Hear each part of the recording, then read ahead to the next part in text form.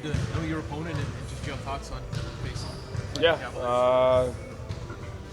was a tough team. One of the things they do well is their ability to go on runs.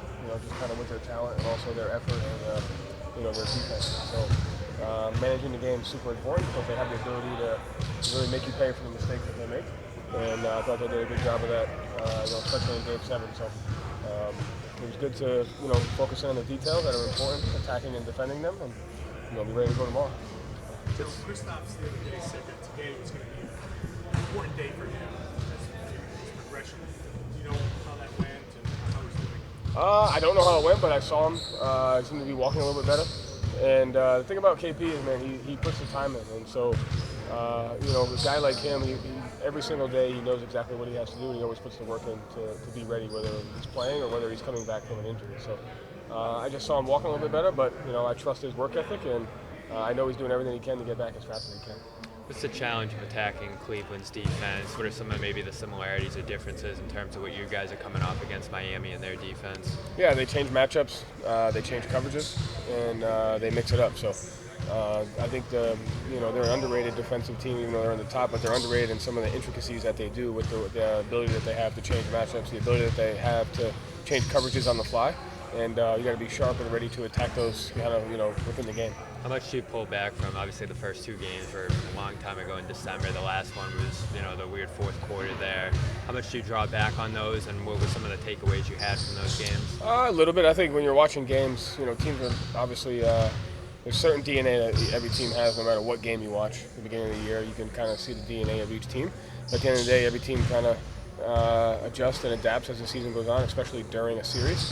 And so you can pull from some of those things that what Cleveland does, right? Like they change matchups, they're great defensively, and on the offensive end, they have the ability to hurt you in different ways. And so you just focus on those and work to take those away. Joe, how does their length affect things? They got Mobley, they got a lot of length on defense. Yeah, I mean, just your spacing's important, and your rim reads are really important. They have the ability, they have length in the perimeter too, with active hands, and they got length in their rim protection. So just space discipline and making the right read over and over again are two important things, to combat their length. And what are the challenges of trying to contain Donovan Mitchell? I mean, the challenges are you have to be able to live with something, and you have to be able to take away something. And so you saw in Game 6 it was a 50-point performance and a loss, and you saw in Game 7 I think he had 30, 10, and something, and it was a win. And so you have to pick your poison.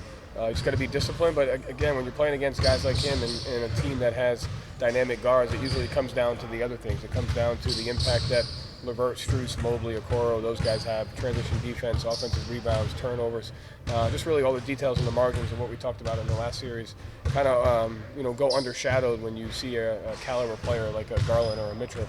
Still comes down to the margins and the details and the small things. You talk about the maturity of this team. I like the way they handled the downtime since that series practicing. Yeah, I mean, every day made the choice to just get better. Here's what we had to get better at, and I thought you guys had another good day today, so thought they handled it really well. Aside from KP, are you guys healthy? Yes. What kind of advantage having this time off is it to come out, fresh legs, set a tone at the beginning, and maybe get some easy baskets? It may not be an advantage. You never know. It could be more of an advantage to be in heightened awareness mode coming off of Game 7 playing Game 1. So I kind of mentioned that before. It doesn't really matter what the situation is. What matters is making sure we're ready to play, right? So regardless of them going into a Game 7, they're going to be just as ready to play. So I think the advantage is in the mental toughness, the physical toughness to hone in on the details and be disciplined in those and execution. That's where the advantage lies. You had a similar layoff going into round one. What proved effective just through those practices and that layoff in terms of coming out ready and hot to start that series? Attention to detail, focus on the details, focus on the toughness. Simple things are the most important things.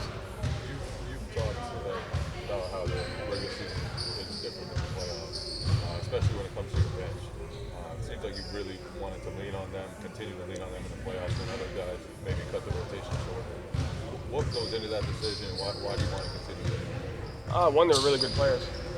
Two, it gives you flexibility and it gives you identities and different ways to play. And again, every series takes on a life of its own, and what wins you a series, what sub-pattern or what lineups you go to wins the series might not win another series. So we were able to go to some different things because of what Miami did in that series, and we're going to be open-minded to be ready to change things because Cleveland's a different team, and they'll exploit different matchups and different lineup. So I think the most important thing and a huge strength of this team is the open-mindedness to, hey, this is how this team is playing, this is what we have to do in this moment. And it takes 9, 10 guys to be able to do that.